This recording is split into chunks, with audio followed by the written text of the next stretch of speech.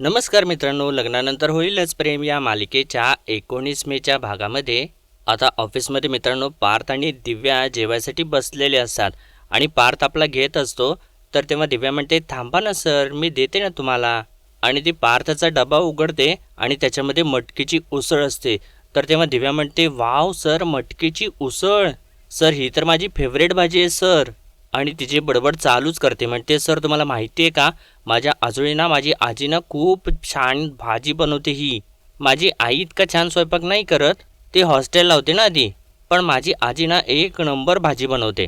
मी अजून जेव्हा आजोळी जाते ना तर तेव्हा मटकीची भाजी खाते म्हणजे खातेच सर.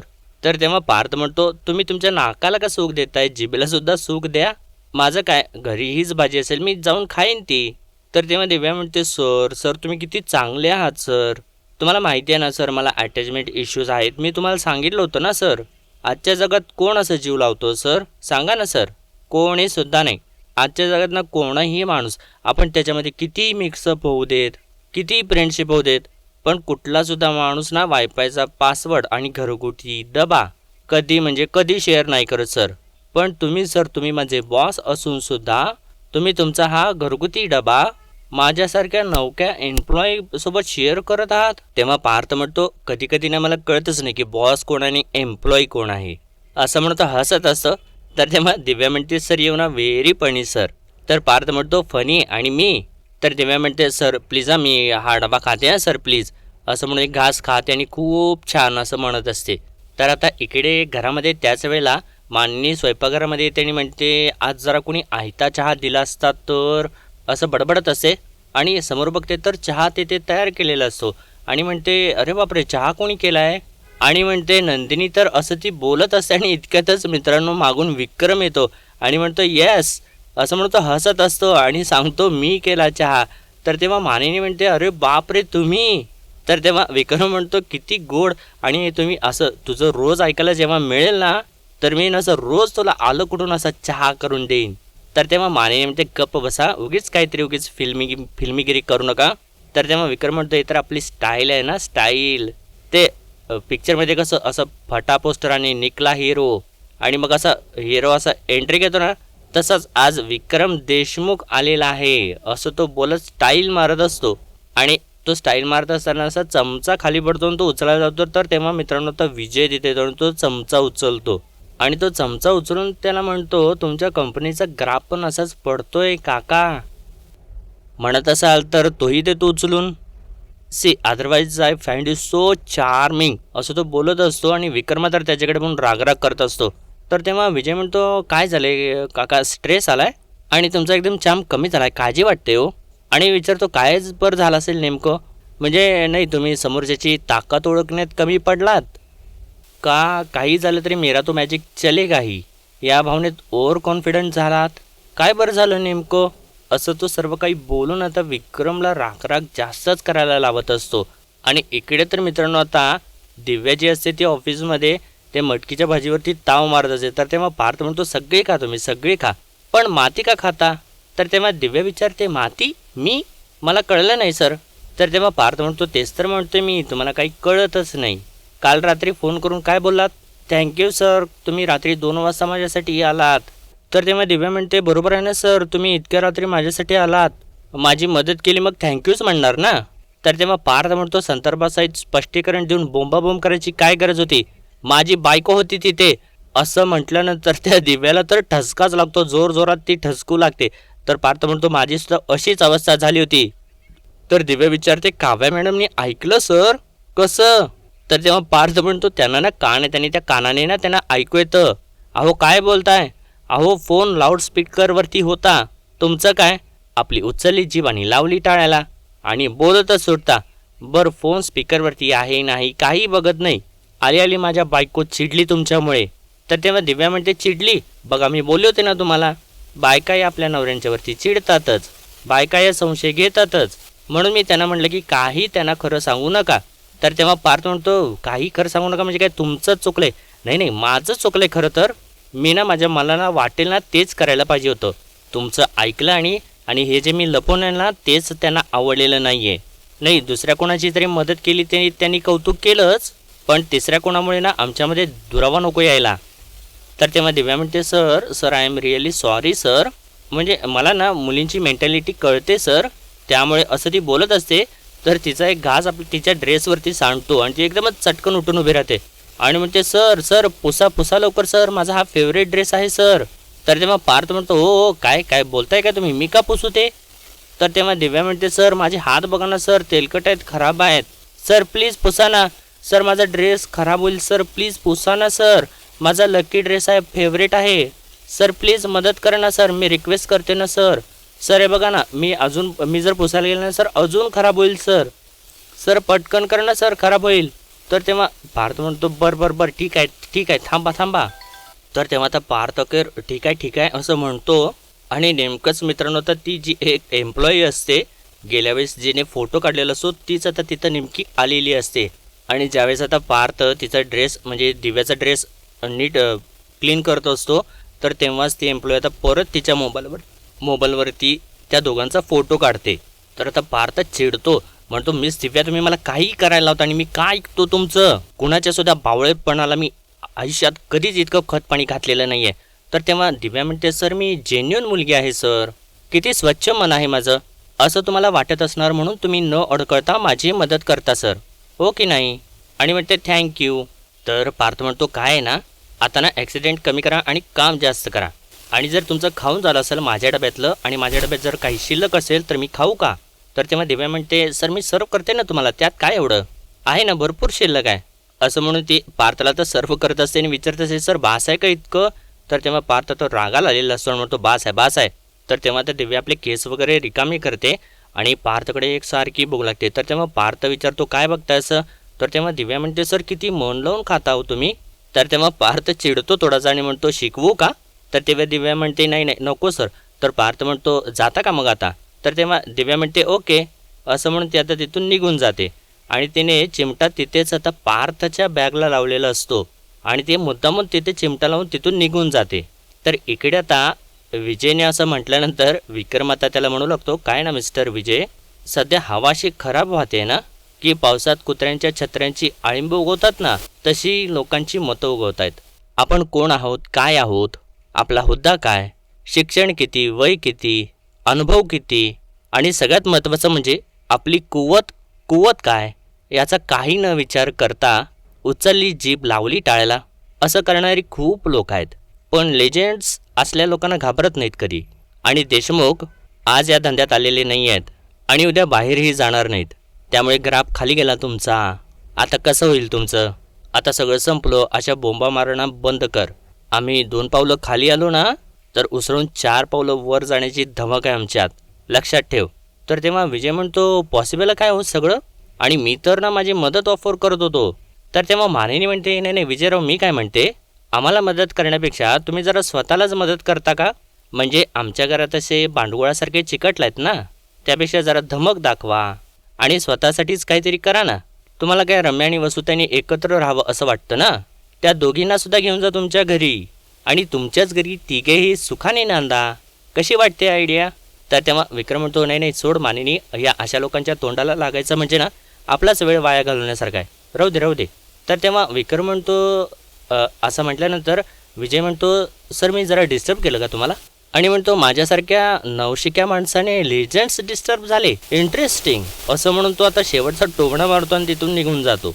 तर तेव्हा मानिनी म्हणते कठीणच आहे हा माणूस हा. तर तेव्हा विक्रम म्हणतो नाही तू बरोबर बोललीस, बांडगुळ करेक्ट शब्द आहे याच्यासाठी. हा वेळ आली ना या बांडगुळाला ना उपटून फेकून देणार आहे मी. कशाला पोरच करतील हे सगळं काही.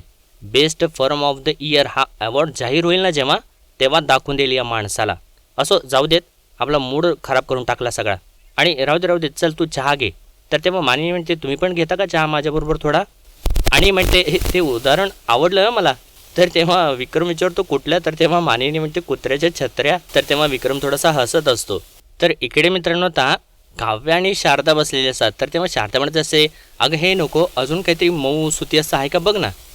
तर तेव्हा काव्या म्हणते बरं ठीक आहे, बाळाच्या अंगावरती एकही ओरकडं यायला नको ना. असं म्हटल्यानंतर शारदा हसत असते आणि म्हणते मग काय अगं अगदी नाजूक असतो ना तो जीव.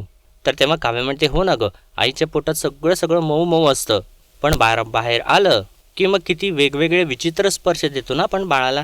तुला माहिती आहे एकदा मी चेकअपसाठी गेले होते तेव्हा ना तिथे एक बाळ सतत रडत होतं. बरं मी त्या बाळाला घेतलं तर तेव्हा ते बाळ माझ्याकडे शांत राहिलं. पण त्याच्या आईकडे ना ते शांत राहीच ना. त्यांनाही बिचाऱ्यांना कळतच नव्हतं बाळ माझ्याकडे राहते पण त्यांच्याकडे का राहत नाहीये. शेवटी मीच त्यांना सांगितलं की अहो तुमच्या ड्रेसवरची जी डिझाईन आहे ना ती त्याला टोचते आणि माझा ड्रेस असा प्लेन मऊ आहे म्हणून माझ्याकडे राहते ते बाळ. तर तेव्हा काव्या असं बोलत असताना शारदा तिच्या गालावरून हात फिरवते आणि म्हणते, अगं तुझ्या बाबतीत असं कधी अगोदर वाटलं नव्हतं पण आता वाटतंय. छान आई होशील तू नंदिनी सारखी. आणि असं ती बोलत असताना इतक्यातच मित्रांनो मागून नंदिनी तिथं येते आणि तिनं ते ऐकलेलं असतं की बाबा नंदिनीसारखी छान आई होशील. आणि तेव्हा नंदिनीला त्या गोष्टीचं थोडंसं वाईट वाटतं आणि ती आपल्या पोटाकडे बघू लागते. आणि तेव्हा शारदा नंदिनीकडे बघते आणि म्हणते, नंदिनी ये बस. तर तेव्हा नंदिनी म्हणते, काय हे काय काय पसारा मांडून ठेवलाय सगळा. तेव्हा काव्या सांगते, अगं आई म्हणाली आपल्या साड्यांची आणि ओढण्यांची गोदडी शिवावीत म्हणजे बाळाला मऊ स्पर्शसुद्धा मिळेल आपल्या आईची ऊब मिळेल. तर तेव्हा नंदिनी म्हणते, नाही प्रश्नच नाही, वापरून वापरून ना वाळू होतात कपडेसुद्धा. पण अगं आई इतक्या आधीपासून कशाला तयारी करतेस. नाही म्हणजे एवढ्या लवकर तयारी करू नये असं म्हणतात ना. आपण काय काय प्लॅन करतो आणि कायच्या काय होऊन बसतं. तर तेव्हा शारदा चिडते जरा, म्हणते नंदिनी अगं हा काय सुरलास तू. तेव्हा काव्यासुद्धा म्हणते नाहीतर काय, आम्ही फक्त बोलत होतो, लगेच आम्ही काही गोदडी दुपटी शिवून नाही आणलेली आहेत. पार्थने बूट आणले. तेव्हा शारदा विचारते, काय पार्थरावांनी बूट आणलेत. तर तेव्हा काव्य म्हणते, हो आणले आणि लपवून सुद्धा ठेवले. हे तर काहीच नाही, जीवाने तर त्यांच्यापेक्षा मोठा सिक्सर मारलाय. त्याने तर एक डायरेक्ट मोठा लाकडी पाळणा आणलाय ज्याच्यामध्ये दोन्ही सुद्धा बाळ व्यवस्थित झोपतील. असं ती बोलत असते इतक्यातच आता काव्याचा फोन येतो आणि तेव्हा काव्या म्हणते मी आलेच असं म्हणून ती आता तिथून बाजूला जाते. तर तेव्हा शारदा म्हणते, तय्यबलीचा जावई सुद्धा तय्यबली सारखाच आहे. आणि म्हणते नंदिनी अगं तुझ्यावेळी सुद्धा ना तुझ्या बाबाने असाच एक मोठा पाळणा आणला होता. मग काय सासूबाईंनी इतकी मोठी तोप चालवली ना तोंडाची. तेव्हा नंदिनी सांगते, हो ना मग आईने सुद्धा सुनावलंच ना जीवाना खूप. म्हणाल्या गोष्टी आधीपासूनच जर केल्या ना की नजर लागते मग. आणि असं बोलत असताना तिचा चेहरा थोडासा पडलेला असतो. तर तेव्हा शारदा विचारते, नंदिनी काय ग काय झाले का. काही कोतवत असेल तर सांग मला, मनात काही ठेवू नकोस. शेवटी आईच्या नशिबाचा तुकडा येतोच मुलीपाशी. म्हणून म्हणते काही असेल तर सांग म्हणजे मी मदत करू शकेन ना तुला. तेव्हा मित्रांनो आता नंदिनीच्या डोळ्यासमोरून ते सगळे क्षण जाऊ लागतात. जेव्हा तिच्या पोटात बाळ असतं त्यानंतर ते बाळ गेलेलं असतं आणि ते दोघं खूप रडत असतात. आणि आता नंदिनी शारदाला म्हणू लागते, आई आई कसं सांगू तुला. मी ना आई होता होता असं ती बोलतच असते, सगळं सांगणारच असते. इतक्यातच आता काव्या परत येते आणि म्हणते सॉरी सॉरी डिस्टर्ब तर नाही ना केलं मी. तर तेव्हा नंदिनी म्हणते, नाही नाही तू सांग ना तुला कोणाचा फोन होता. तर तेव्हा काव्य म्हणते, अगं रियाचा फोन होता. आता अनिशा गेली पुढे. आत्ता क्लासमध्ये माझी एक चांगली मैत्रीण झाली आहे रिया, तिचा फोन होता. मला म्हणाली, अगं हे स्कॉलर प्लेनच्या एक्झामला फार महिने उरले नाहीत आता. अभ्यास झालाय ना, लक्ष आहे ना तुझं सगळीकडे. हे बघ मी तिला सरळ सांगितलं, हे बघ बाई माझं दुसरी तिसरीकडे आता कुठं लक्ष नाही आहे. आता माझं फक्त लक्ष IAS आणि माझं होणारं बाळ. आणि ठीक आहे पण तू काय म्हणत होतीस असं नंदिनीला ते विचारते. तर तेव्हा नंदिनी म्हणते, नाही अगं कुठं काय. तर तेव्हा शारदा म्हणते, अगं नंदिनी असं काय करतेस, आत्ताच तर म्हणत होतीस ना की आई होता होता. तर तेव्हा नंदिनी आपला विषय बदलते आणि म्हणते, अगं मी असं म्हणत होते की आई होता होता आता बरंच काही काही शिकायला मिळतंय. म्हणजे मला आता कळते की तू कशी केली असशील तुझी 3-3 बाळंतपणं. तेव्हा शारदा म्हणते, 3 बाळंतपणं झालेली आणि 2 सुटून गेलेली. आज इतक्या वर्षानंतर सुद्धा जे हातातून सुटून गेले ना त्याची आठवण जाता जात नाही ग. बरं ते जाऊ देत, पण त्या पाळण्याचं काय झालं पुढे. म्हणजे बूट लपवून ठेवता येतात पण पाळणा लपवता येत नाही ना.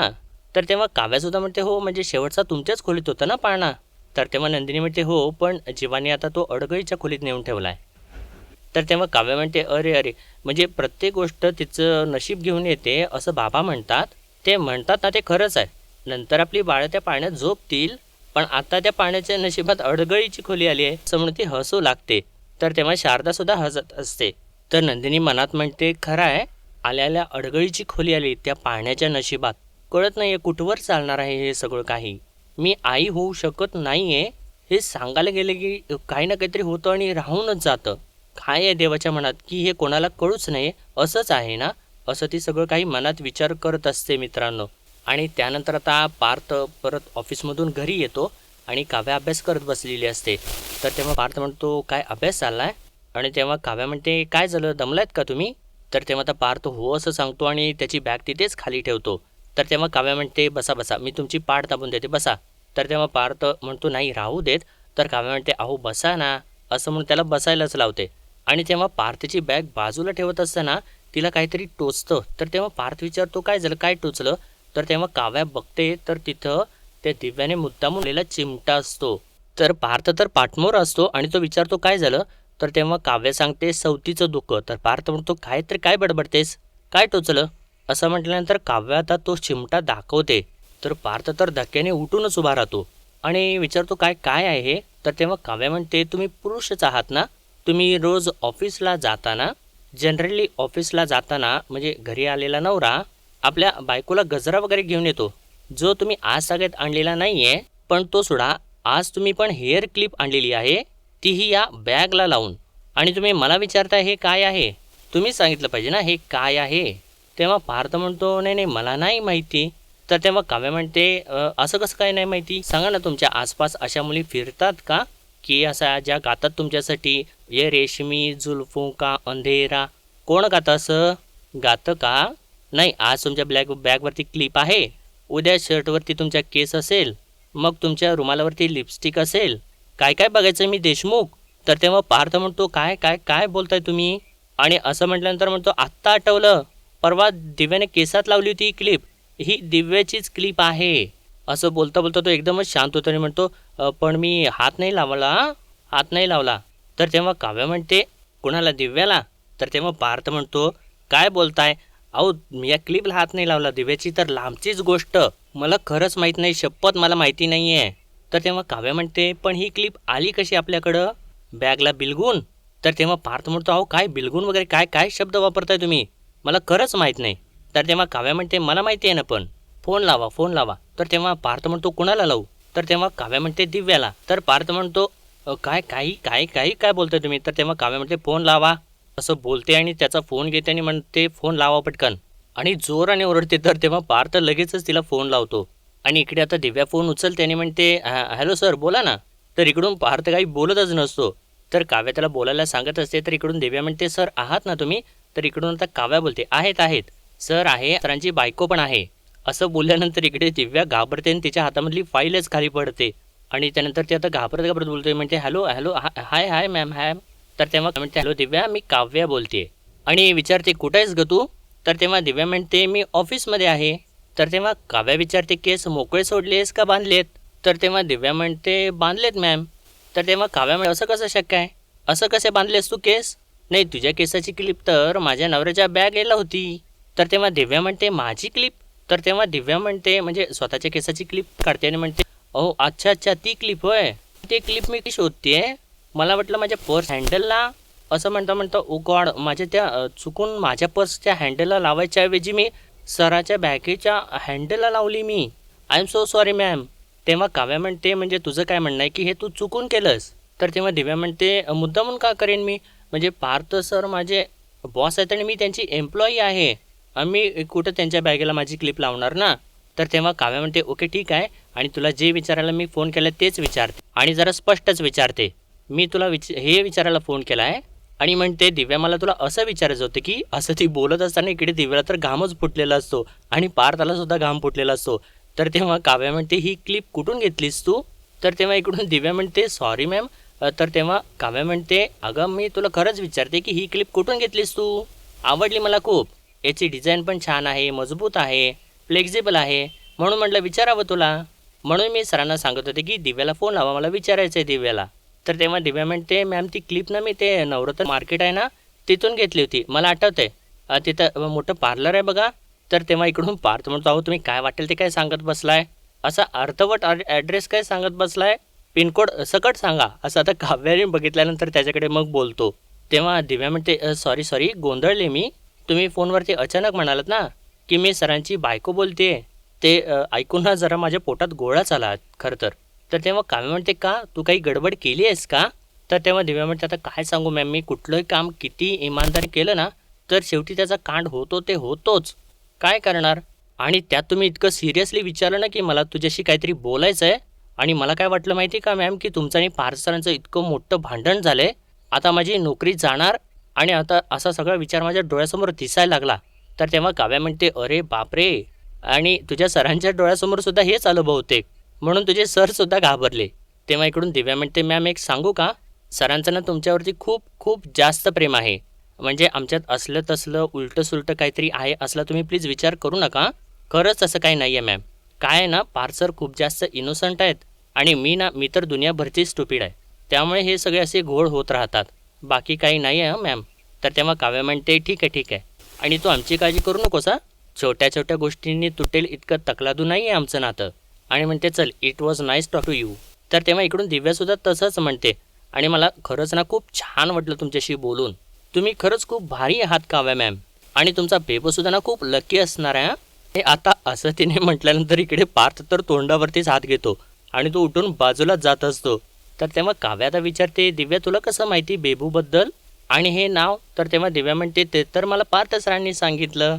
तुमच्या हातची साबुदाण्याची खिचडी, मग तुमचं बोलणं, मग तुमचं वागणं, मग बेबूचं हे नाव, असं सगळं सगळं सांगत असतात मला पार्थ सर." तेव्हा आता काव्या मात्र खरोखर रागाला आलेली असते आणि म्हणते, "मी नंतर बोलते तुझ्याशी दिव्या." असं सांगून ती आता फोन कट करते आणि पार्थसमोर जाऊन उभी राहते. तर तेव्हा पार्थ म्हणत असतो, "ऐका ना काव्या." तर तेव्हा काव्या म्हणते, "या क्लिपवरून ना मी तुमची फिरकी घेत होते ना देशमुख, मस्करी करत होते. नाही म्हणजे असेल कोणाची तरी ही क्लिप, कुठल्या तर मुलीने चुकून चिटकवली असेल तुमच्या बॅगला, असं आपण समजूया. पण जे काही इंटेन्शन असेल ना ते तिच्यापाशी मी तिला बघून घेतलं असतं. पण बेबू आपल्या बेडरूममधली आपली पर्सनल गोष्ट आहे ती. तीच तुम्ही सांगितली दिव्याला. आपल्या घरातल्यासुद्धा कोणाला माहिती नाही आहे बेबू. दिव्याला माहिती आहे." तर तेव्हा पार्थ म्हणतो, "नाही, नाही, सॉरी चुकलंच माझं." असं म्हणून तिचा हात हातात घेत असतो. तर तेव्हा काव्या आता खूप रागाला आलेली असते आणि त्याचा हात झटकते आणि म्हणते, "मी जरा अडगळीच्या खोलीत जाऊन येते." तर तेव्हा पार्थ तिला थांबवतो, म्हणतो, तिकडे कशाला चालला आहे? काय काय हवं आहे? मी आणून देतो." तर तेव्हा काव्या म्हणते, "नाही, नाही, मी माझं बघेन आणि प्लीज माझ्या मागे मागे मागे यायचा प्रयत्न करू नका. मला एकटीला सोडा." असं म्हणून ती आता रागारागा तिथून निघून जाते. तर त्यानंतर मित्रांनो तर रात्री इकडे जीवा तर झोपलेला असतो पण नंदिनी एकटी जागी असते आणि ती बसलेली असते आणि ती रडतसुद्धा असते. आणि त्यानंतर ती परत आपल्या पोटाला हात लावते, परत वरती देवाकडे बघते आणि परत रडत असते. आणि त्यानंतर ती तिथून उठते आणि जाऊन आरशासमोर उभी राहते. आणि त्यानंतर ती डायरी हातात घेते ज्यावरती जीवाने लिहिलेलं असतं, "आम्ही आईबाबा होणार." आणि त्यानंतर ती पेन घेते आणि त्याच्या खाली परत लिहायला चालू करते की "आम्ही आईबाबा होणार." आणि त्यानंतर ती थोडंसं रडायचं थांबते आणि थोडीशी कॉन्फिडंट वाटू लागते. आणि मित्रांनो याचबरोबर आजचा भाग इथेच संपतो आणि पुढील भागामध्ये आपण पाहणार आहोत जेव्हा आता नंदिनीला म्हणत असो हे जर सगळं थांबवायचं असेल ना तर याच्यावरती एकच उपाय आहे. तर तेव्हा नंदिनी म्हणते, "तुम्ही अजिबात वेडेपणा करणार नाही आहात." असं ती बोलत असते पण जीवा आता तिचं काही एक ऐकत नाही आणि तिथून बाहेर निघूनच जातो. तर तेव्हा नंदिनी जीवा जीवा असं म्हणत असते पण जीवा बाहेरून दरवाजा बंद करून घेतो आणि तो अडगळीच्या खोलीमध्ये जातो. तर तिथे काव्या अगोदरपासूनच असते आणि ती आता जीवाला सांगत असते, "या पाण्यात ना दोन दोन बाळं एकमेकांना बिलगून झोपतील, किती गोड दिसतील ना ती." तर तेव्हा जीवा म्हणतो, "2 बाळं नसतील, एकच बाळ असेल तर?" आणि असं त्यानं म्हटल्यानंतर काव्याला तर धक्काच बसतो. तर इकडे आता नंदिनी म्हणत असते, "काय करू, कशी बाहेर पडू या खोलीमधून?" आणि मित्रांनो ती तर आता खिडकीमधून उडी मारायचा प्रयत्न करत असते आणि इकडं नेमकं त्याच वेळेला आता जीवा काव्याला सांगतो, "काव्या, नंदिनीचं बाळ नाही राहिलं." आणि असं त्यानं सांगितल्यानंतर काव्याला तर खूप मोठा धक्का बसतो आणि नंदिनी ज्या गोष्टीपासून जीवाला थांबवायचा प्रयत्न करत असते, जीवाने तर अखेर आता काव्याला ती गोष्ट सांगून टाकलेली असते. तर मित्रांनो आजच्यापुरतं एवढंच आणि भेटूया परत उद्याच्या भागामध्ये. तोपर्यंत आपल्या व्हिडिओला लाईक, शेअर आणि सबस्क्राईब नक्कीच करा. धन्यवाद.